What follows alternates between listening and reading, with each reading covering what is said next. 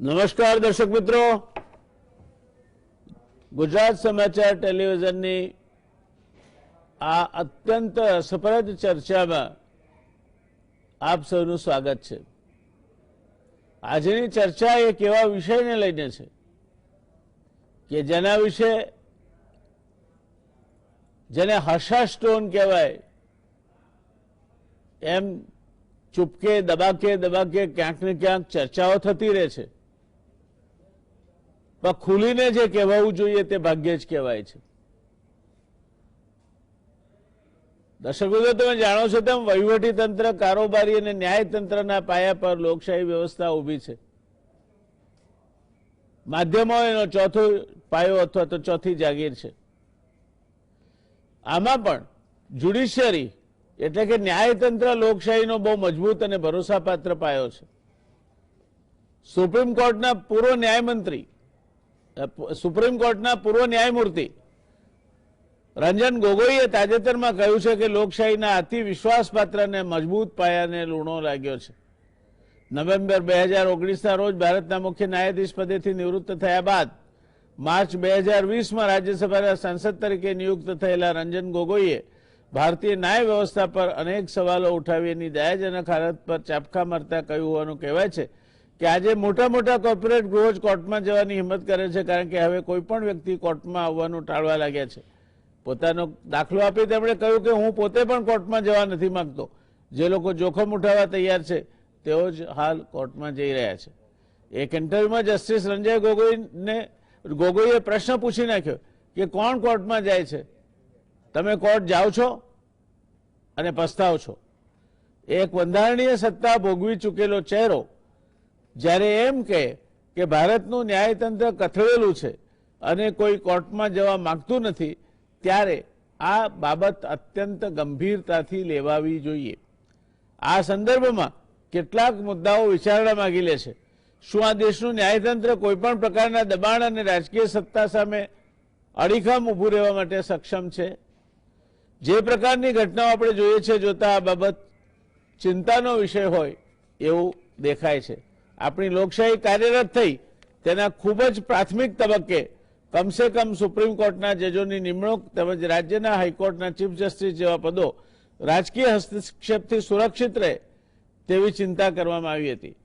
High court અને supreme કોર્ટની judiciary રાજકીય હસ્તક્ષેપથી દૂર રહે તે માટે લોકસભામાં લંબાણથી ચર્ચાઓ થઈ હતી। આજથી 72 વર્ષ પહેલા એવી પણ ચિંતા વ્યક્ત કરવામાં આવી હતી કે અમુક પ્રોવિન્સીસમાં મંત્રીઓ અને રાજકીય પક્ષના સભ્યો દ્વારા ન્યાયની સ્વતંત્ર કાર્યવાહીમાં હસ્તક્ષેપ કરવામાં આવી રહ્યા છે। આજે એ દહેશત ક્યાંક ને ક્યાંક સાચી પડતી હોય એવું નથી લાગતું? સપ્ટેમ્બર 1992માં મુખ્ય ન્યાયમૂર્તિઓની કોન્ફરન્સમાં ચિંતા કરતા એવું કહેવામાં આવ્યું હતું કે justice must not merely be done, justice must not merely be done but it must also be seen as done. ન્યાય માત્ર થવો જોઈએ એવું નહીં, પણ લાગવું જોઈએ કે ન્યાય થયો છે।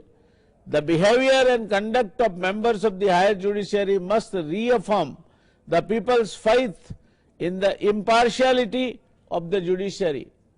ન્યાયતંત્રની બિલકુલ નિષ્પક્ષતામાં જે ન્યાયતંત્રના ઉચ્ચ અધિકારીઓ છે તેમણે પોતાના વર્તન થકી સામાન્ય માણસની આસ્થાને વધુ સુદૃઢ કરવી જોઈએ।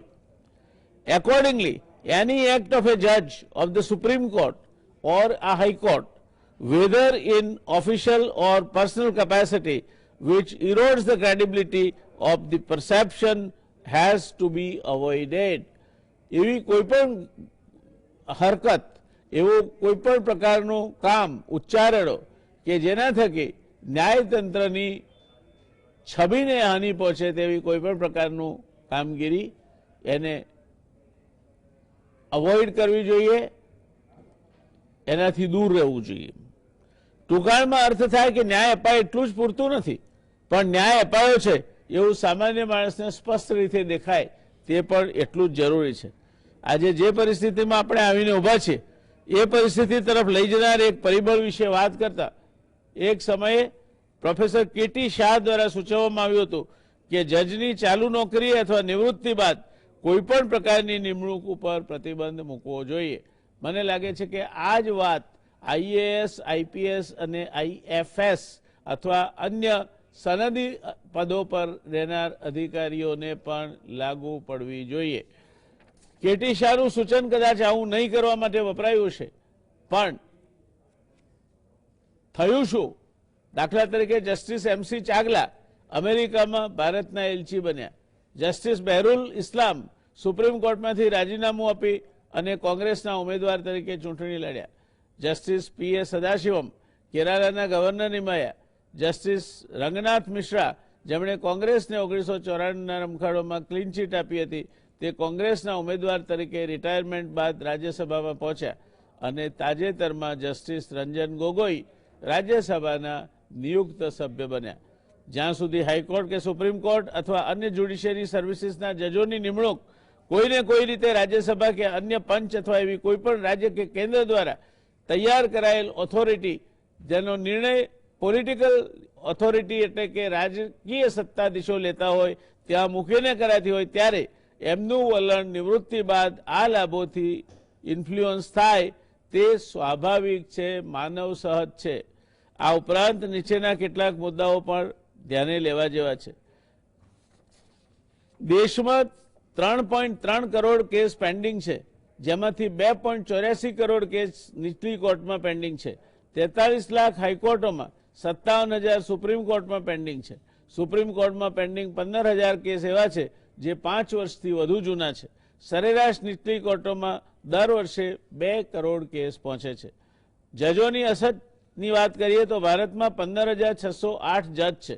કોઈપણ દેશમાં જજોની આ સંખ્યા સૌથી વધુ છે. સુપ્રીમ કોર્ટમાં હાલ 22 જજ છે. વિધિ આયોગ, સંસદીય સમિતિ અને સુપ્રીમ કોર્ટના જણાવ્યા પ્રમાણે દર 10 લાખની વસ્તી પર 50 જજ હોવા જોઈએ. હાલમાં આ સંખ્યા માત્ર 13 જજની છે. દરેક ભારતીય જજ આશરે 26,000 કેસ એક વર્ષમાં પતાવે છે, જ્યારે અમેરિકાનો જજ એક વર્ષમાં 81 કેસ પર કામ કરે છે. National court management system report 2012 પ્રમાણે છેલ્લા 3 દાયકાઓમાં જજની નિયુક્તિઓ 6 ગણી વધી ગઈ છે, જ્યારે નવા કેસ નોંધાવાની સંખ્યા 12 ગણી વધી છે. અનુમાન છે કે આગામી 30 વર્ષોમાં 15 કરોડ નવા કેસ કોર્ટ સુધી પહોંચશે, જેના પર ફેંસલા માટે 75,000 જજોની જરૂરત રહેશે. આંતરમાળખાકીય સવલતો: નીચલી કોર્ટમાં 5,018 કોર્ટરૂમની જરૂર છે. 2016ના આંકડાઓ પ્રમાણે 15,540 કોર્ટ હોલ, 20,558 ન્યાયિક ઓફિસર્સ માટે અપૂરતા છે, જ્યારે નીચલી કોર્ટના જજો માટે 8,538 રહેઠાણની અછત છે. આ ઉપરાંત કોર્ટ સ્ટાફની અછત પણ એક મોટો મુદ્દો છે. ન્યાયતંત્રના ઇન્ફ્રાસ્ટ્રક્ચર સુધારવા માટે 13મા નાણાપંચે 5,000 કરોડ રૂપિયા આપ્યા હતા, જેમાંથી 80% ખર્ચ કરવામાં નહોતો આવ્યો. આ સમજવા જેવી વાત છે. 5,000 કરોડ રૂપિયા 13મા નાણાપંચે આપ્યા હતા, તેમાંથી 80% જેટલો ખર્ચ કરવામાં નહોતો આવ્યો હોવાનું કહેવાય છે. 14મા નાણાપંચથી 2014માં 9,000 કરોડ રૂપિયા ન્યાયતંત્ર માટે માંગવામાં આવ્યા, પરંતુ એનું શું થયું તે બાબત ચોક્કસ માહિતી નથી. બનતા સુધી એ અંગે ના પાડવામાં આવી છે. દર્શક મિત્રો, આ સંબંધે પ્રશ્નો એ થાય છે કે ન્યાય એની એ જો justice delayed is justice denied, જો આ બધા કારણોસર ન્યાયની પ્રક્રિયા વિલંબમાં મુકાતી હોય તો એ ન્યાય નહીં મળ્યા બરાબર છે. ન્યાય ત્વરિત હોવો જોઈએ, ન્યાય નિષ્પક્ષતાપૂર્વક થાય છે તે દેખાવું જોઈએ, અને ન્યાય મોંઘો ના હોવો જોઈએ. આ 3 વસ્તુઓ ન્યાયમાં સામાન્ય માણસની શ્રદ્ધાને જાળવી રાખવા માટે જરૂરી છે. એને લાગવું જોઈએ કે ના, હું કોર્ટમાં જઈશ તો ઝડપથી મને ન્યાય મળશે, હું કોર્ટમાં જઈશ તો તટસ્થતાપૂર્વક મને ન્યાય મળશે, હું કોર્ટમાં જઈશ તો મારે બહુ પૈસા નહીં ખર્ચવા પડે અને મને ન્યાય મળશે. આજે આવું થાય છે ખરું? આ સંયોગોમાં કેટલાક પ્રશ્નો થાય છે, અને એ પ્રશ્નોની ચર્ચા અને આજની આ ઘટનાની ચર્ચા આપણે કરવાના છીએ એક એવા દિગ્ગજ વકીલ સાથે કે જે ગુજરાતી છે, આપણા જ છે, સુપ્રીમ કોર્ટમાં સિનિયર એડવોકેટ છે, સુપ્રીમ કોર્ટ બાર એસોસિએશનના પ્રમુખ રહી ચૂક્યા છે, 14 જાન્યુઆરી 2021ના દિવસે જ તેમણે સુપ્રીમ કોર્ટ બાર એસોસિએશનના પ્રમુખ પદેથી રાજીનામું આપ્યું છે. તાજેતરમાં જ કૃષિ કાયદા માટે સંવિધાનિક પડકાર મામલે સુપ્રીમ કોર્ટમાં કેટલાક ખેડૂત સંગઠનોનું પ્રતિનિધિત્વ પણ આ વકીલ સાહેબે કર્યું હતું. એમનું નામ છે શ્રીમાન દુષ્યંતભાઈ દવે. દુષ્યંતભાઈ પોતાની તર્કબદ્ધ, તીક્ષ્ણ, તેજાબી અને જેને કહી શકાય કે બેબાક વાતો માટે, સ્પષ્ટ અભિપ્રાય માટે એક અત્યંત બુદ્ધિગમ્ય, તર્કબદ્ધ રીતે ન્યાયતંત્ર ઉપર પણ જે કંઈ કહેવા જેવું હોય તે કહેવા માટે દુષ્યંતભાઈ જાણીતા છે. અને આજે દુષ્યંતભાઈ આપણને આ ચર્ચા માટે મળ્યા છે. માનું છું કે આપણું સદભાગ્ય છે. દુષ્યંતભાઈ, આપનું સ્વાગત છે. આપ ચર્ચામાં જોડાયા એ માટે ખૂબ ખૂબ આભાર. દુષ્યંતભાઈ, મારો પહેલો પ્રશ્ન એ છે આપને, આજની જે પૂર્વ ભૂમિકા ઉપરથી, કે જે બંધારણીય સત્તા સુપ્રીમ કોર્ટના પૂર્વ ચીફ જસ્ટિસ ગોગોઈ હમણાં સુધી ભોગવી ચૂક્યા છે અને ભારતના જે ન્યાયતંત્રનો ભાગ બનીને તેઓ સુપ્રીમ કોર્ટના મુખ્ય ન્યાયાધીશના સર્વોચ્ચ પદ પર પહોંચ્યા છે, તેની ટીકા નિવૃત્તિના હજુ 6 મહિના પણ નથી વીત્યા એટલા સમયમાં રંજન ગોગોઈ કરે તે નૈતિક રીતે યોગ્ય છે ખરું? અને આ પ્રકારની ટીકાથી દેશના ન્યાયતંત્રના મનોબળ અને જુસ્સા પર આપના મતે શું અસર થાય? જય નારાયણભાઈ, પહેલા તો તમને અને તમારા દર્શકોને મારા ખૂબ ખૂબ વંદન. હું ખૂબ આભારી છું તમારો કે આજે તમે મને આમંત્રણ કર્યો અને તમે મારા માટે જે ખૂબ સુંદર શબ્દો વાપર્યા એને માટે ખૂબ ખૂબ આભારી છું. મને ખ્યાલ નથી કે શબ્દો સાચા છે કે નહીં મારા માટે, પણ તમારો ખૂબ ખૂબ આભાર એને માટે. જરૂર હું એવું કહી શકું કે રંજન ગોગોઈ એક એવા વ્યક્તિ છે કે જેમને આ ટીકા કરવાની કોઈ હક નથી. બે કારણ છે. એક તો કે એક ચીફ જસ્ટિસ તરીકે એમણે અમારી જ્યુડિશિયલ સિસ્ટમને ઇમ્પ્રૂવ કરવા માટે કોઈ પગલાં નથી લીધા અને એમણે પોતાનો સમય ખાલી કેસીસ જે સરકાર ચાહતી હતી એવા કેસીસ ડિસાઇડ કરવામાં કર્યો અને જે કેસીસ ચલાવવા જોઈએ, જે નાગરિકો માટે બહુ ઇમ્પોર્ટન્ટ હતા, એ કેસીસોની અવગણના કરી અને બીજા કેસીસ ચલાવ્યા અને સરકારની ફેવરમાં બધા ચુકાદાઓ આપ્યા, જેમ કે સીબીઆઈ ડિરેક્ટરની રિમૂવલ હતી અડધી રાત્રે, કે રફાયેલનો કેસ હતો, કે અયોધ્યાનો કેસ હતો. આ બધા કેસીસ લીધા, પણ કેસીસ જેમાં આર્ટિકલ 370 સ્ક્રેપ થયો હતો અને જેમાં સિટીઝનશીપ અમેન્ડમેન્ટ એક્ટ ચેલેન્જ થયેલો, જેનાથી લાખો કરોડો લોકો ચિંતિત છે, એ બધા કેસીસ એમણે લીધા નહીં. અને મારા ખ્યાલથી જસ્ટિસ ગોગોઈનું બીજું પણ એક બહુ આઈ વુડ સે ચિંતાજનક વ્યક્તિત્વ રહ્યું છે કે એક જ જજ રહ્યા છે અને ખાસ કરીને ચીફ જસ્ટિસ જેવા હોદ્દા પર કે જેમની સામે સુપ્રીમ કોર્ટના એક ક્લાસ 3 વર્ગના બહેને સેક્સ્યુઅલ હેરેસમેન્ટનો આરોપ લગાવ્યો હતો. એ જુદી વાત છે કે એમની પોતાની બનાવેલી committee justice Bobde, justice Indu Malhotra અને જસ્ટિસ બેનર્જીએ એમને ક્લીન ચીટ આપી, પણ આ બહેને જે ચાર્જીસ લગાવેલા એ ખૂબ અત્યંત ગંભીર હતા અને કોઈ પણ બીજા દેશમાં જસ્ટિસ ગોગોઈએ તુરંત રાજીનામું આપવું પડત, પણ આપણે ત્યાં તમે જાણો છો કે આવી કોઈ હાઈ મોરલ સ્ટેન્ડિંગ લેતા નથી અને જસ્ટિસ ગોગોઈ ચીફ જસ્ટિસ તરીકે ચાલુ રહ્યા. માટે હું માનું છું કે એમણે આ ટીકા કરવી નથી જોઈતી, એમને કોઈ હક નથી બેસતો. પણ એક વસ્તુ જરૂર છે કે ન્યાય પ્રણાલિકા આજે ખૂબ જ ચેલેન્જમાં છે અને એણે પોતે ન્યાયાધીશોએ પોતે વકીલોએ અને બીજા બધા સ્ટેક હોલ્ડર્સોએ સાથે બેસી અને ખૂબ ચિંતન કરવાની જરૂર છે કે જેથી આપણે એક સારી ન્યાય વ્યવસ્થા ઊભી કરી શકીએ. ન્યાય લેવો કે ન્યાય મળવો એ દરેક માણસનો જન્મસિદ્ધ હક છે અને એ મૂળભૂત હક પણ છે આપણા બંધારણની નીચે. માટે એ અને પ્રિએમ્બલ, તમે જાણો છો કે આપણું પ્રિએમ્બલ કોન્સ્ટિટ્યુશનનું જસ્ટિસ વિશે વાત કરે છે. એ સંજોગોમાં જો ન્યાય જલ્દીથી મળે નહીં લોકોને અને સાચો ન્યાય ના મળે, આજે બે પ્રશ્ન જ્યુડિશરી સામે છે. એક તો ડિલે અને બીજો ક્વોલિટી ઓફ જસ્ટિસ. એ બંનેમાં હું માનું છું કે જ્યુડિશરી બહુ ખરાબ રીતે પરફોર્મ કરી રહી છે. To my mind judiciary fail થઈ ગઈ છે ટુ અ ગ્રેટ એક્સટેન્ટ, અને એના માટે ચિંતિત થઈ અને વિચારણા કરવાની જરૂર છે. માટે હું માનું છું કે આજે આપની ડિબેટ છે એમાં એ વિશે આગળ ચર્ચા કરવી જોઈએ. જી દુષ્યંતભાઈ, બહુ સાચી વાત છે. એક સમય હતો, આપણે ઇતિહાસમાં ભણીએ તો જહાંગીરી ન્યાયનો જમાનો હતો કે જ્યારે પોતાની પત્નીની ગોળીથી વિંધાઈ ગયેલા ધોબીને પત્ની જ્યારે ન્યાય લેવા આવે ત્યારે એના હાથમાં પોતે બંદૂક આપીને બાદશાહ કહેતા હતા કે એણે તારા પતિને વિંધી નાખ્યો છે, તારી સામે એનો પતિ ઊભો છે, તું એને વિંધી નાખ. ન્યાયની આ એક એક્સ્ટ્રીમ સિચ્યુએશન આ પણ હતી. આપણા દેશમાં અદ્દલ ન્યાય તોળાયો હોય એવા અનેક પ્રસંગો છે. એવા પૂર્વ ન્યાયાધીશો પણ છે કે જેમણે પોતે આ કસોટીમાંથી ખરા ઉતરીને દેશના ન્યાયતંત્રને ગૌરવ અપાયું છે. ત્યારે દુષ્યંતભાઈ, મારે પૂછવું છે કે આ દેશનું ન્યાયતંત્ર કારોબારીથી સ્વતંત્ર હોવું જ જોઈએ એ આપણે કહીએ છીએ, પણ જો એમને મળતી સવલતો અને અન્ય બાબતો કારોબારીના વિવેકને આધીન હોય અને કારોબારી જો એમને ભવિષ્ય માટે પણ કંઈક આપી શકવાની ક્ષમતા ધરાવતી હોય તો આપ એવું માનો છો કે આ તંત્ર એ છેવટે એ પણ માણસો છે, ક્યાંક ને ક્યાંક એના કારણે એ અસર એના પર પડે એવું આપને લાગે છે?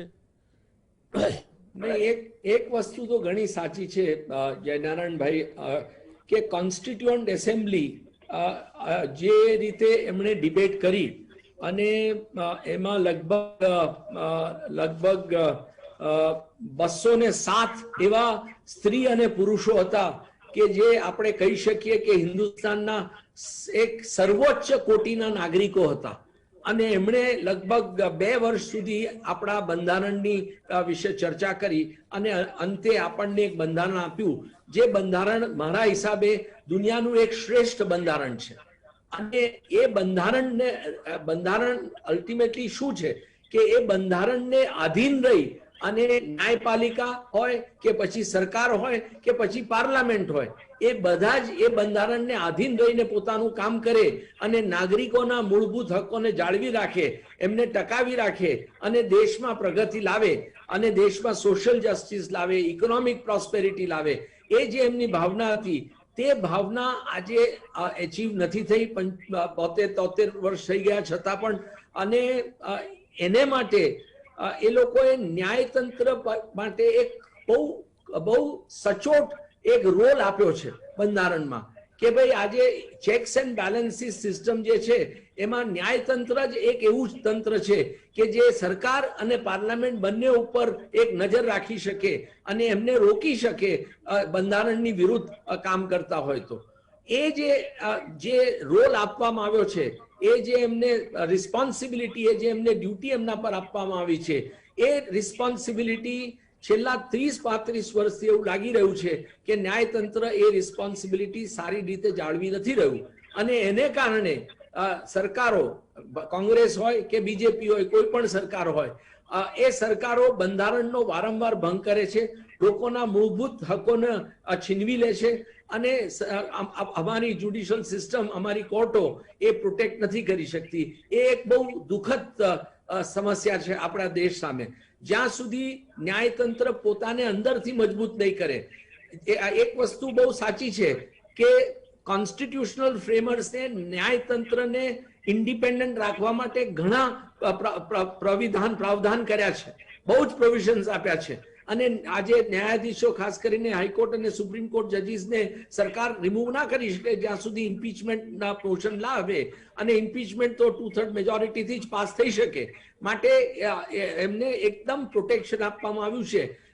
તે છતાંય તેઓ ડરે છે અને સરકારની વિરુદ્ધ આજે કોઈ એક ડિસિઝન લેવા તૈયાર નથી. એ ઇમરજન્સીમાં પણ આપણે જોયું, એડીએમ જબલપુરના ફેમસ કેસમાં કે જ્યાં સુપ્રીમ કોર્ટની કોન્સ્ટિટ્યુશન બેન્ચ, જેમાં ભગવતી સાહેબ અને ચંદ્રચૂડ સાહેબ જેવા જજીસ હતા, એમણે પણ નાગરિકોને સાથ ના આપ્યો અને એવું કહ્યું કે ભાઈ ઇમરજન્સી દરમિયાન નાગરિકોના મૂળભૂત હક સરકાર છીનવી શકે છે અને કોર્ટ એને એન્ફોર્સ ના કરે. એ તો આજે રોજ થઈ રહ્યું છે. અનફોર્ચ્યુનેટલી તમે જોઈ રહ્યા છો કે કેટલા બધા લોકો, અસંખ્ય હજારોની સંખ્યામાં લોકો જેલમાં છે જેમને બેલ મળવો જોઈએ પણ બેલ નથી મળતો. સરકાર ઉભી રહીને કોર્ટમાં એમ કે છે કે અમને બેલ ના આપવો જોઈએ. એમની સામે સિડિશનનો ચાર્જ છે, એમની સામે યુએપીએ એક્ટ નીચે ચાર્જ છે, એમની સામે ફોરેન એક્સચેન્જ ની અંદર ચાર્જ છે, વગેરે વગેરે ગમે તેમ કહી અને સરકાર ડિફેન્સ લે છે. જજો એકદમ રેડીલી એક્સેપ્ટ કરે છે અને લોકોને બેલ નથી આપતા. જ્યાં કાયદો એવો હોય જોઈએ કે ભાઈ bail is a rule and jail is an exception. આપણે એકદમ એને બદલી નાખ્યું છે. Jail is a rule and bail is an exception. એટલે એવું જરૂર લાગે છે કે ન્યાયતંત્ર કોઈ કારણસર ખૂબ વીક થઈ ગયું છે અને સરકાર સામે એ ઊભું રહેવા સક્ષમ નથી. ધન્યવાદ દુષ્યંતભાઈ, ખૂબ સરસ ચર્ચા જામી છે ને આપે એવા મુદ્દા ઉપસ્થિત કર્યા છે કે જે અત્યારની પરિસ્થિતિ અને આવનાર સમયમાં શું થશે તે બાબતમાં બહુ જ સરસ અંગુલી નિર્દેશ કરી રહ્યા છે. આ ચર્ચા આપણે આગળ વધારીશું, પણ હાલ રોકાઈશું એક નાનકડા કમર્શિયલ બ્રેક માટે. નમસ્કાર દર્શક મિત્રો, બ્રેક બાદ પુનઃ આ ચર્ચામાં આપનું સ્વાગત છે. દુષ્યંતભાઈને આપે ધ્યાનથી સાંભળ્યા હોય તો કેટલીક બાબતો તમારા ધ્યાને મૂકીને હું ફરી પાછો દુષ્યંતભાઈ પાસે જવા માંગુ છું. હમણાં જ જગતની સૌથી વધુ તાકતવર લોકશાહીમાં સત્તા પરિવર્તન થયું. ઘણા ધમપછાડા કર્યા અને આમ છતાંય ક્યાંય જરાય ખોટકો આવ્યા વગર એ પરિવર્તન શક્ય બન્યું. જેવા બાઇડને 270 ઇલેક્ટોરલ વોટ્સ ની લાઈન ક્રોસ કરી એટલે તરત પેન્ટાગોને એમના ઘર ઉપરનું આકાશ સિક્યોર કરી લીધું. સિક્રેટ સર્વિસીસે એમની સિક્યોરિટીનો હવાલો સંભાળી લીધો. ટ્રમ્પ પોતે ભાષણ આપે છે, જુઠ્ઠાણા ફેલાવે છે એમ કહીને મીડિયાએ ચાલુ પ્રમુખના ભાષણને બ્લેકઆઉટ કરી દીધું. અને ટ્રમ્પે જેમને અપોઇન્ટ કર્યા હતા એવા જજીસે એમને કોઈ પણ પ્રકારની રાહત આપવાનો ઇનકાર કરીને ધરાર ન્યાય જે રીતે થવો જોઈએ તે રીતે ન્યાય તોડીને જે કંઈ સાચું હતું તે અમેરિકાની પ્રજા સમક્ષ મૂક્યું. આ લોકશાહી મહાન બની શકે કારણ કે ત્યાં સિસ્ટમ્સ કામ કરે છે, વ્યક્તિ કામ નથી કરતી. અને જ્યારે સિસ્ટમ ફેલ થાય છે ત્યારે કોઈ પણ દેશમાં, અને તે ભારત જેવડા મોટા દેશમાં તો વિશેષ, એ બહુ ગંભીર પરિણામો લાવે છે. દુષ્યંતભાઈ, મને આપને પૂછવું હતું, મેં હમણાં જ અમેરિકાનો દાખલો આપ્યો. ત્યાં બધા જજીસ તો પ્રેસિડેન્ટ ટ્રમ્પના અપોઇન્ટ કરેલા હતા, એમની સામે જ કેસીસ ગયા અને છતાં પણ ચુકાદો ટ્રમ્પની અપેક્ષાથી વિરુદ્ધ એમના વિરુદ્ધમાં આવ્યો. સિસ્ટમ્સ જ્યારે ફેલ થાય ત્યારે કોઈ પણ દેશમાં અને ખાસ કરીને આપણા જેવડી મોટી લોકશાહીમાં ખૂબ મોટા પડકારો સર્જાય છે. તો છેક નીચેથી ન્યાયતંત્ર ઉપરથી કારોબારી અને પોલિટિકલ પાર્ટીઓનો ભરડો દૂર કરવો હોય તો તે માટે શું કરવું જોઈએ?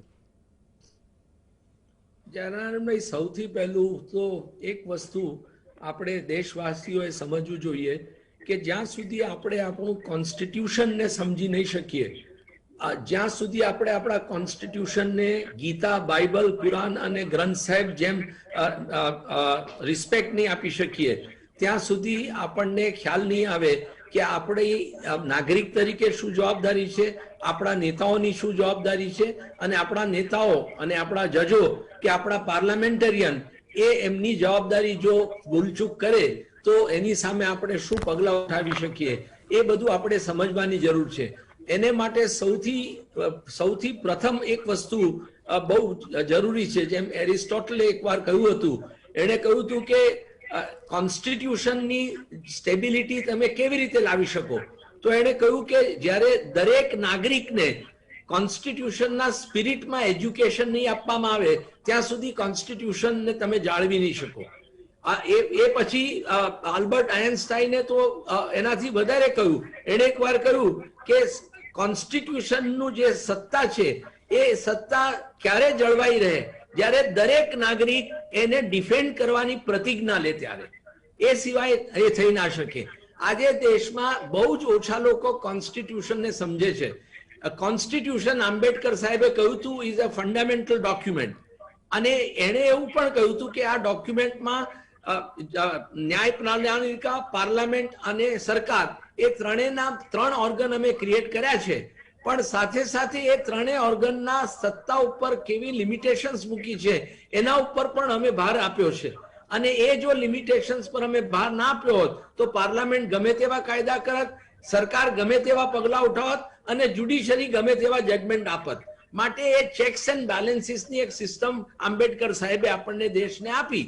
અનફોર્ચ્યુનેટલી એ આજે બહુ જ મારા દુઃખની વાત છે કે આજે બંધારણને સમજી અને એપ્લાય કરનારા ખૂબ ઓછા જજીસ રહ્યા છે દેશમાં. અને એને માટે હું કોલેજિયમ સિસ્ટમને જવાબદાર ઠરાવું છું કે જ્યારથી જજોએ સત્તા પોતાની પાસે લઈ લીધી છે હાઈકોર્ટ અને સુપ્રીમ કોર્ટ જજીસને અપોઇન્ટ કરવાની 1992માંથી, ત્યારથી વધારે ને વધારે જ્યુડિશરી વીક થતી આવી છે. વધારે ને વધારે ખરાબ જજીસ એપોઇન્ટ થઈ રહ્યા છે. આજે જજીસ કાયદામાં સક્ષમ હોવા જોઈએ, સાથે સાથે એકદમ ફિયર્સલી ઇન્ડિપેન્ડન્ટ હોવા જોઈએ. એ જો ના હોય તો આઈ થિંક ન્યાય પ્રણાલિકા કોન્સ્ટિટ્યુશનને ગાર્ડ ના કરી શકે, અને એ જો ગાર્ડ ના કરી શકે તો નેચરલી જજીસ સરકાર અને સરકારના મોટા નેતાઓથી થોડે out of respect, out of લવ કે આઉટ ઓફ ફિયર, ગમે તે તમે કહો, એ થોડા અંજાઈ જાય છે. ઇન્દિરા ગાંધી હતા ત્યારે પણ આવું થયું હતું, અને આજે પ્રધાનમંત્રી નરેન્દ્ર મોદીજીની પણ પર્સનાલિટી એટલી સ્ટ્રોંગ છે કે જજીસ અંજાઈ જાય એમાં કોઈ ડાઉટ નથી. પણ એ થવું ના જોઈએ. જજોએ પોતાને સક્ષમ બનાવવા જોઈએ, અને જજોએ while giving respect to the prime minister for his office, જજોએ પોતે કાયદામાં જ્યારે એમની સમક્ષ કેસીસ આવે ત્યારે એમણે કોઈ ડિફરન્શિએટ નહીં કરવું જોઈએ. દરેકને, સરકારને અને સામાન્ય નાગરિકને એક નજરથી જોઈ અને ચુકાદો આપવો જોઈએ, જે થઈ નથી રહ્યું, જે બહુ દુઃખની બાબત છે. ધન્યવાદ. દર્શક મિત્રો, નાની પાલખીવાળાએ આપણી આખી વ્યવસ્થા તંત્ર ઉપર એક બહુ મોટો કટાક્ષ કર્યો હતો. એમણે કહ્યું હતું કે India is like a donkey laden with the golden bars. The donkey does not know the worth and value of the gold. Nonetheless, it feels the load of it. ગધેડાના છાલકામાં તમે સોનાના સળિયા ભર્યા હોય એવી સ્થિતિમાં આપણે આ લોકશાહીને ચલાવી રહ્યા છીએ. લોકશાહી તો જ ઉપયોગી બને જો આપણા અધિકારો વિશે, આપણા બંધારણ વિશે અને એ બંધારણની સંદર્ભમાં કરવાની થતી કાર્યવાહી વિશે આપણે માહિતગાર હોઈએ, જાગૃત હોઈએ, અને પ્રજામતનું એટલું વજન હોય કે જે બંધારણ આટલી બધી મહેનત પછી તૈયાર કરવામાં આવ્યું છે એમાંથી કોઈ આમ તસું પણ આમ કે તેમ ન થઈ શકે. આ વાત અમેરિકામાં હમણાં જ આપણે પુરવાર થતી જોઈ છે. દુષ્યંતભાઈ કહે છે તે પ્રમાણે આપણે ત્યાં ડિજનરેશન થયું છે. આપણે 1992માં જજીસ પોતે હાઈકોર્ટ ને સુપ્રીમ કોર્ટના જજીસને એપોઇન્ટ કરવાની સત્તા એમણે પોતાને હસ્તગત કરી.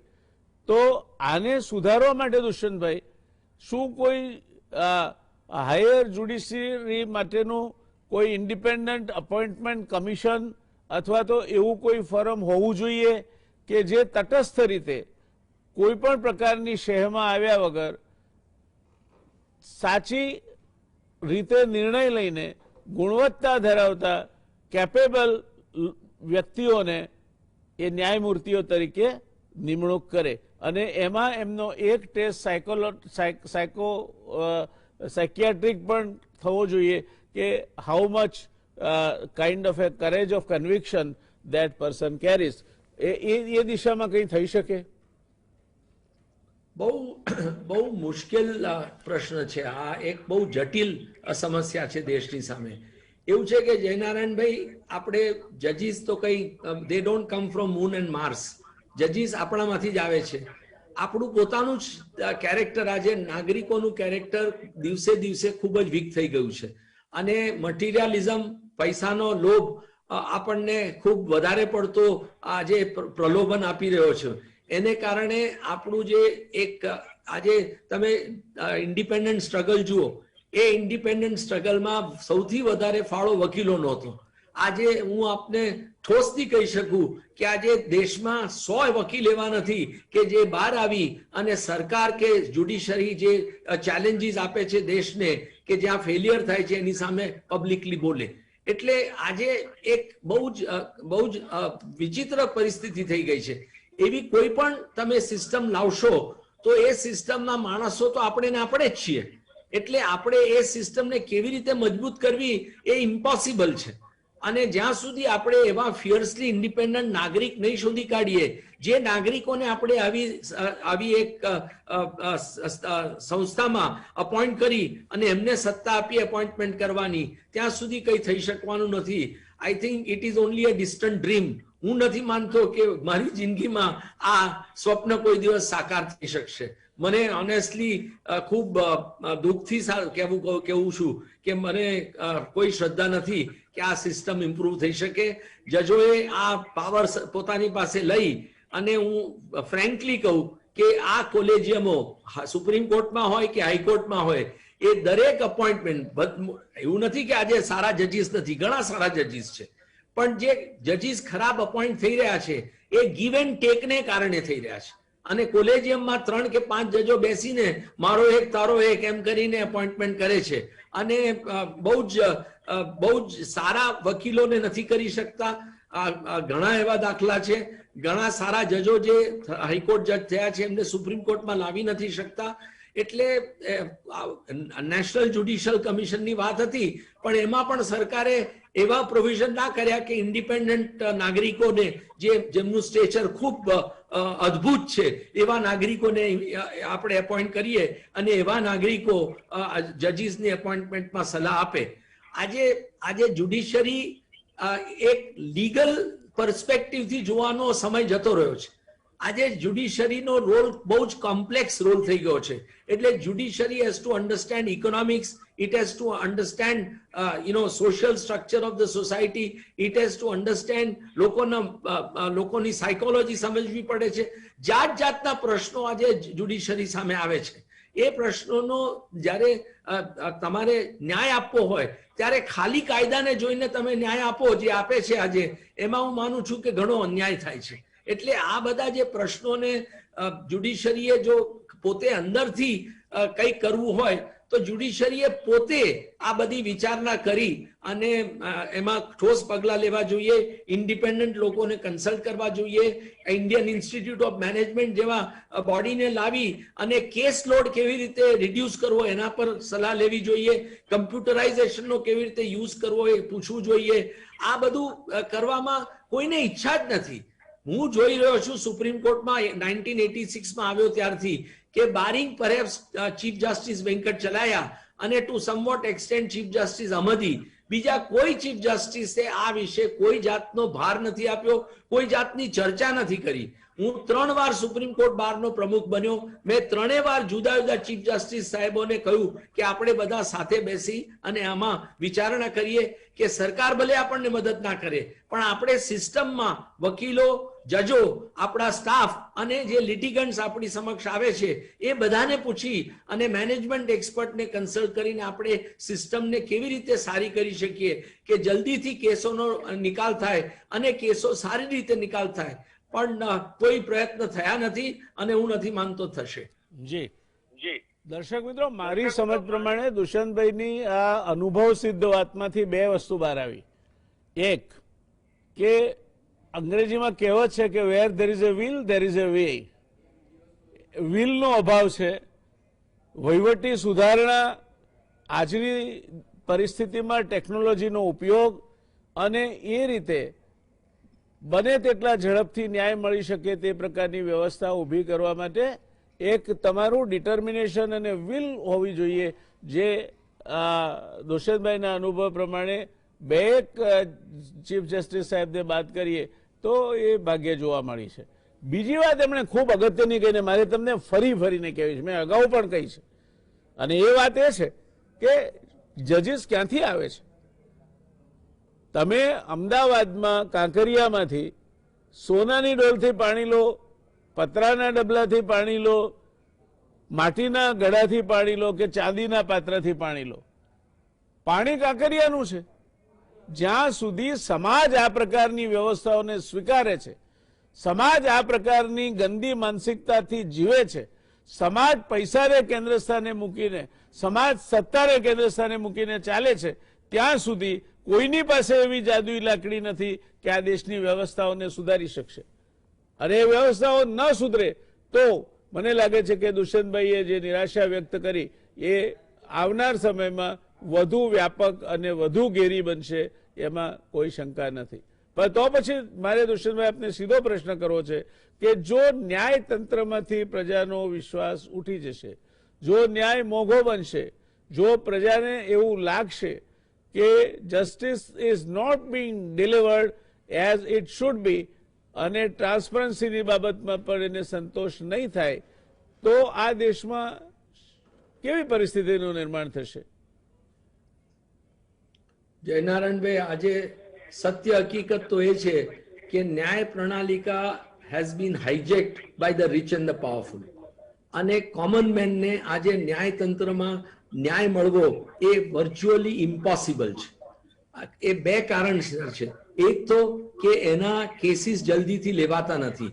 એવા લોકોના કેસીસ જલ્દીથી લેવાય છે કે જેમની પાસે પૈસા છે, જેમણે બહુ સ્ટ્રોંગ વકીલોને રાખ્યા છે, અને એ વકીલો ગમે તેમ કરી અને પોતાના કેસીસ રજિસ્ટ્રીમાંથી આગળ મુકાવી અને હિયરિંગ માટે લાવે છે.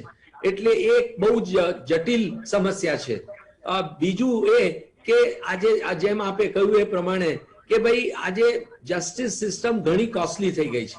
એક નાના માણસ માટે જેના ઘરમાંથી કોઈ ટેનન્ટ ખાલી નથી કરતો, કે જેની બિઝનેસમાં કંઈ ખોટ ગઈ છે અને એને છતાંય કોઈ મોટો માણસ પૈસા નથી આપી રહ્યો, કે એક વર્કરને એની ફેક્ટરીમાંથી ખોટી રીતે કાઢી મૂકવામાં આવ્યો છે, કે એક કિસાનને આજે ન્યાય જોઈએ છે એના પોતાના ક્રોપ્સના પૈસા માટે, તો આ બધા પ્રશ્નો જલ્દીથી કોર્ટમાં લેવાતા જ નથી.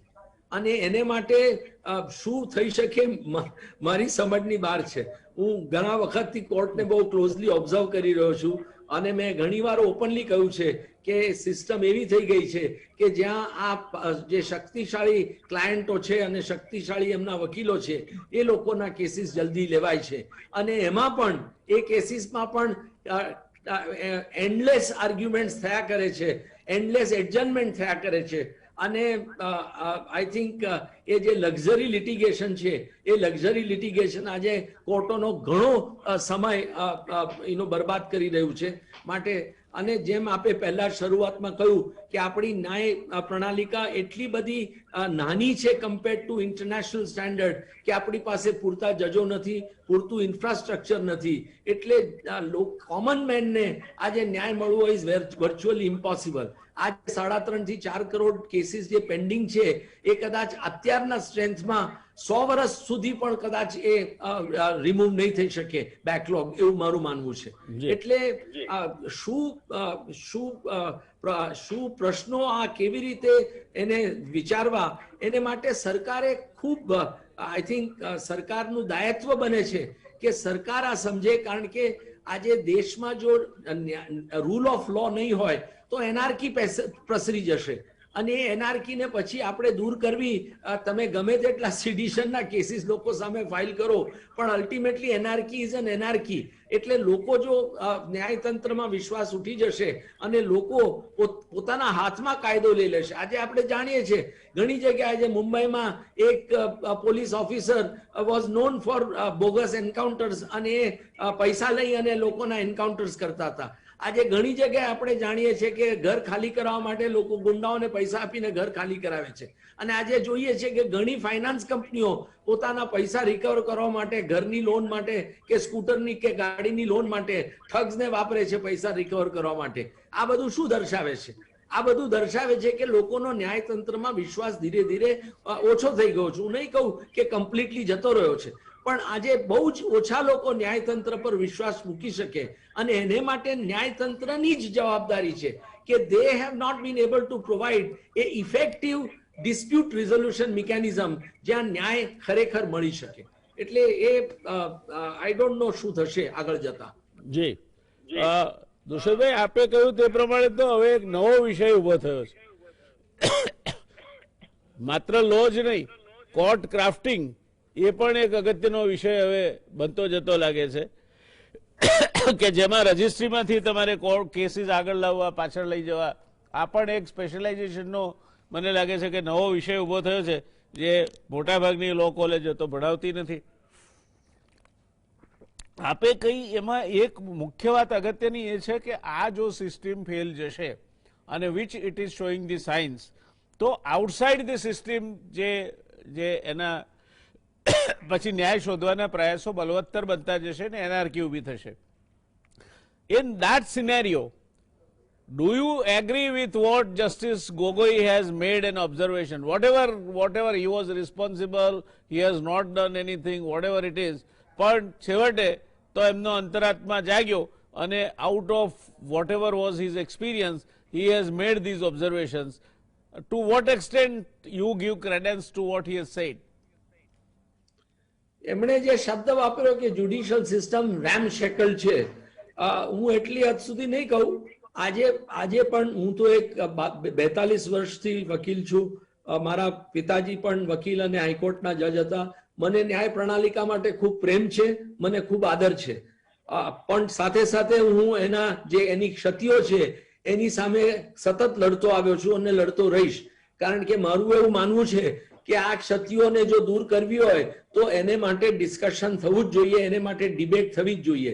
અનફોર્ચ્યુનેટલી જજીસ એન્કરેજ કરતા નથી આવી ડિબેટ. અને મારા બારમાં ધ બિગેસ્ટ પ્રોબ્લેમ ઇઝ કે વકીલો પોતે આ ડિબેટ જનરેટ કરવા તૈયાર નથી, આ ડિબેટમાં પાર્ટિસિપેટ કરવા તૈયાર નથી, કારણ કે મોટાભાગના વકીલો પોતાની બ્રીફો વિશે વિચારે છે. આજે આપણી દેશને અંગ્રેજો સામે લડત લડી અને આપણને સ્વતંત્રતા અપાવી શકનારામાં મોટામાં મોટો ફાળો વકીલોનો જો હતો, મહાત્મા ગાંધીથી માંડીને સરદાર વલ્લભભાઈ પટેલ કે જવાહરલાલ નહેરુ એવા હજારો રિસ્પેક્ટેડ લીડર્સ, તો આજે કેમ 100, 200, 500 વકીલ ઉભા થઈ અને આ સિસ્ટમની સામે રિવોલ્ટ નથી કરતા? એ બહુ તાજુબની વાત છે કે શું એમને એટલો બધો પૈસાનો મોહ છે કે શું એમને એટલી બધી બ્રીફોની ઘેલછા છે કે તેઓ એ આગળ નથી આવી શકતા અને દેશને માટે? કારણ કે અલ્ટિમેટલી જે સિસ્ટમ આપણી પોતાની છે, ન્યાય પ્રણાલિકા મારી પોતાની છે, એને મને ખૂબ આપ્યું છે, મને સક્સેસ પણ આપ્યો છે ખૂબ જ, અને મને દરેક રીતે આનંદ અને સેટિસ્ફેક્શન આપ્યું છે. પણ છતાં પણ એની જે ક્ષતિઓ છે એ ક્ષતિઓ માટે આપણે લડવું પડશે અને જ્યાં સુધી લડીશું નહીં ત્યાં સુધી એ ક્ષતિઓ દૂર કરવાની કોઈ પોસિબિલિટી નથી.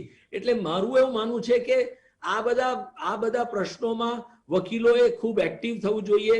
મોટાભાગના બાર એસોસિએશન્સ, આઈ મસ્ટ સે સેડલી, કે they have become highly political. Bar council of India જે અમારી સ્ટેચ્યુટરી બોડી છે, હાઈએસ્ટ પાવરફુલ બોડી, એ કોઈ જાતનો ફાળો નથી આપતી, આમાં કોઈ જાતની ડિબેટ નથી લેતી અને મોર ઓર લેસ એ લોકો જજીસની એક તરફથી ચમચાગીરી કરવામાં જ જાણે કે આગળ ભાગ લેતા હોય એવું લાગે છે. એમણે આ બધા પ્રશ્નો ઉઠાવવા જોઈએ, એમણે ખરાબ જજીસ સામે બોલવું જોઈએ. આજ સુધી એક પણ માણસ, એક સિનિયર વકીલ સુપ્રીમ કોર્ટનો જાણીને કે અમુક જજ કરપ્ટ છે, અમુક જજ ખૂબ ખરાબ બિહેવિયર કરે છે, તો એને સામે આપણે પબ્લિકલી બોલીએ અને આપણે ચીફ જસ્ટિસ ઓફ ઇન્ડિયાને મળીએ કે રાષ્ટ્રપતિને મળીએ અને એની સામે કમ્પ્લેન કરીએ, કોઈ તૈયાર નથી એને માટે.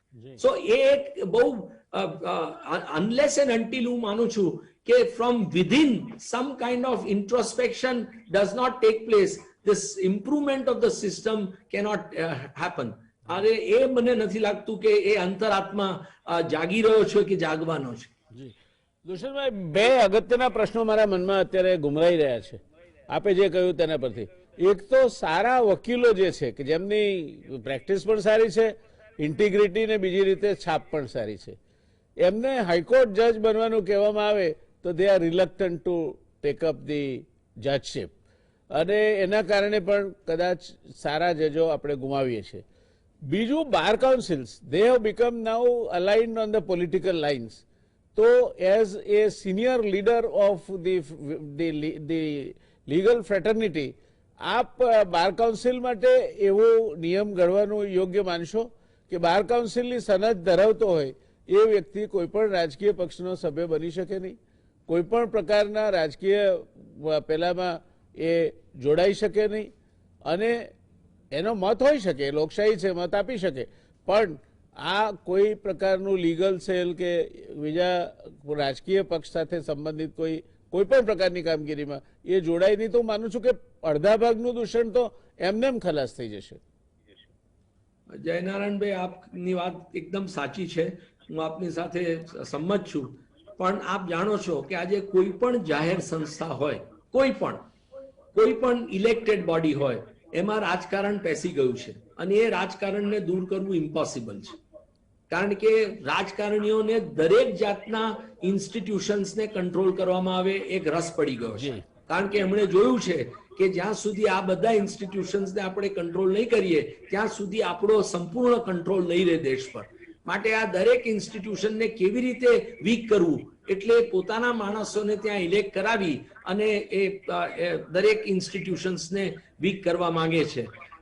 સિનિયર વકીલોની વાત કરો તો મને આપણે ત્યાં બાર વર્લ્ડ ક્લાસ છે. હું આપને કહું, આપણા વકીલો, હું તો ઘણા ઇન્ટરનેશનલ બોડીઝમાં બોર્ડ ઓફ ડિરેક્ટર્સમાં સભ્ય રહ્યો છું, અને મેં વર્લ્ડના સારામાં સારા વકીલો સાથે છેલ્લા 30 વર્ષમાં ઘણા ચર્ચાઓ અને વિચારણાઓ કરી છે. ઘણી જગ્યાએ મેં લેક્ચર્સ આપ્યા છે અને પેપર્સ પ્રેઝન્ટ કર્યા છે. આપણા વકીલો, હું આપને કહું, અને આપણા જજીસ ઘણા ઇન્ટરનેશનલ લેવલના છે. પણ છતાં પણ આ જે વર્લ્ડમાં, આજે ઇંગ્લેન્ડમાં હોય કે અમેરિકામાં હોય કે યુરોપમાં હોય, જે સ્ટેન્ડર્ડ છે, જે સ્ટેન્ડર્ડ ઓફ મેરિટ છે જ્યુડિશિયલ સિસ્ટમમાં, જે સ્ટેન્ડર્ડ ઓફ ઇન્ટિગ્રિટી છે, જે સ્ટેન્ડર્ડ ઓફ સિન્સિયરિટી છે, એનો સંપૂર્ણ અભાવ છે આપણે ત્યાં. અને એ આઈ ડોન્ટ નો કેવી રીતે દૂર કરી શકાય, એ મારી સંબંધની બહાર છે. અનલેસ એન્ડ અન્ટિલ હું મારા મિત્રોને વારંવાર પ્રાર્થના કરું છું કે ભાઈ તમે બધા આગળ આવો, તમે બધા ખૂબ સક્ષમ છો, તમે બધા ખૂબ મારાથી ઘણા સક્સેસફુલ છો, મારાથી ઘણા હોશિયાર છો, અને તમે જો બધા સાથ આપો, આપણે 25, 50, 100 જણા, તો ઘણું આપણે કરી શકીએ. પણ એ થતું નથી. આવા 25, 50, 100 લોકો પણ સાથે આવી નથી શકતા. ખૂબ ખૂબ ધન્યવાદ દુષ્યંતભાઈ. ખૂબ રસપ્રદ ચર્ચા થઈ. આપણે આ ચર્ચાને આગળ વધારીશું, કારણ કે જ્યાં ન્યાયતંત્ર જો નાપાસ થશે, જો ન્યાયતંત્ર ઉપરથી લોકોની શ્રદ્ધા ઉઠી જશે, તો આપણે બહુ સાચો શબ્દ વાપર્યો કે એનાર્કી અને અંધાધૂંધી સિવાયની બીજી કોઈ વસ્તુ આપણે જોઈ શકીશું નહીં. હજુ પણ ક્યાંક હજુ આશાના કિરણો દેખાય છે. જો રાજકીય પક્ષો અને રાજકીય પક્ષ આધારિત બાર કાઉન્સિલો ચાલશે તો એ આશાનું કિરણ પણ ખતમ થઈ જતા વાર નહીં લાગે. ઇન ધેટ સિચ્યુએશન એક yes or no kind of an answer from you, કે આપને લાગે છે કે we have lost the last hope because of the politicalisation of the એ તો બાર કાઉન્સિલનું એકલાનું નહીં, યુનિવર્સિટી સેનેટ સિન્ડિકેટથી માંડીને કોઈ પણ સંસ્થા, શિક્ષકોના યુનિયન સુધી બધે જ હવે રાજકીય પક્ષો ઘૂસી ગયા છે. તો you think that we are getting into a situation of point of no return? હું આપને એક વસ્તુ બહુ ઇન્ટરેસ્ટિંગ કહું કે 25મી નવેમ્બર 1949 કોન્સ્ટિટ્યુઅન્ટ એસેમ્બલીનો લાસ્ટ ડે હતો. ડોક્ટર આંબેડકર એમનો કોન્સ્ટિટ્યુશનનો ડ્રાફ્ટ એસેમ્બલીની સામે મૂકેલો અને ચર્ચા થઈ રહેલી. એમણે કહ્યું કે આ ડ્રાફ્ટ એક સારામાં સારો ઉત્તમ ડ્રાફ્ટ છે, અને આ ડ્રાફ્ટ જો ફેલ થશે તો એ ફેલ થશે નકી બીકોઝ એ ખરાબ ડ્રાફ્ટ છે, પણ એ આ કોન્સ્ટિટ્યુશનને જે ચલાવનારા, આ કોન્સ્ટિટ્યુશનનું જે પાલન કરનારા લોકો છે એ ખરાબ લોટ હશે, માટે આ કોન્સ્ટિટ્યુશન ફેલ થશે. So that was his apprehension as early as 25th November 1949. આપ જેમ કહો છો, મને ઓનેસ્ટલી હું તો એક વારંવાર કહું છું, પબ્લિક પ્લેટફોર્મ પર પણ કહી ચૂક્યો છું લંડનમાં, at London School of Economics, કે હું એક પ્રાઉડ પરમેનન્ટ પેસિમિસ્ટ છું, અને મને કોઈ પણ આશા નથી કે આ દેશને આપણે સુધારી શકીએ, આપણા ન્યાયતંત્રને ફંડામેન્ટલી સુધારી શકીએ કે જેથી ખરેખર સાચો ન્યાય લોકોને મળી શકે. અને લોકો આજે ન્યાયતંત્રમાં એક જે શ્રદ્ધા હોવી જોઈએ એ શ્રદ્ધા રાખી અને આગળ વધી શકે. હું નથી માનતો કે નજીકના ભવિષ્યમાં ફોરસિએબલ ફ્યુચરમાં એ શક્ય છે આ દેશમાં. એટલી મારી લાઈફ ટાઈમમાં નહીં થાય એવું મને thank you so much Dushyantbhai, આપ અમારી સાથે જોડાવાનું સ્વીકાર્યું અને આપના આ સમગ્ર વિષયને લઈને જે તલસ્પર્શી જ્ઞાન છે એનો ગુજરાત સમાચાર ટેલિવિઝનના દર્શકોને આજે આપના માધ્યમથી લાભ મળ્યો. જે મારી મર્યાદિત સમજ છે એ પ્રમાણે હું એવું સમજો છું કે ક્યાંક શબ્દોમાં આમ તેમ ગોગઈ હોઈ શકે, પણ ગોગઈનું જે કહેવાનું જે છે એના મધ્યવર્તી વિચારમાં ગોગઈની ચિંતા ક્યાંક ને ક્યાંક આપણી બધાની ચિંતા હોવી જોઈએ. કારણ કે ultimately we have given the constitution to ourselves and you very rightly said that if it fails, it will fail because of us, not because of anybody else. જોઈએ આ દેશના તકદીરમાં શું લખાયું છે. થોડો ઘણો હું હજુ પણ આશાવાદી છું અને મળતા રહીશું આપણે. ધન્યવાદ, ખૂબ ખૂબ આભાર આપનો, સમય આપ્યો આપે એ માટે. દર્શક મિત્રો આવતીકાલે આપણે મળીશું નવા એક વિષય સાથે, નવી ચર્ચા સાથે, નવી પેનલ સાથે. ત્યાં સુધી શુભરાત્રી, ટેક કેર, શબ ખેર.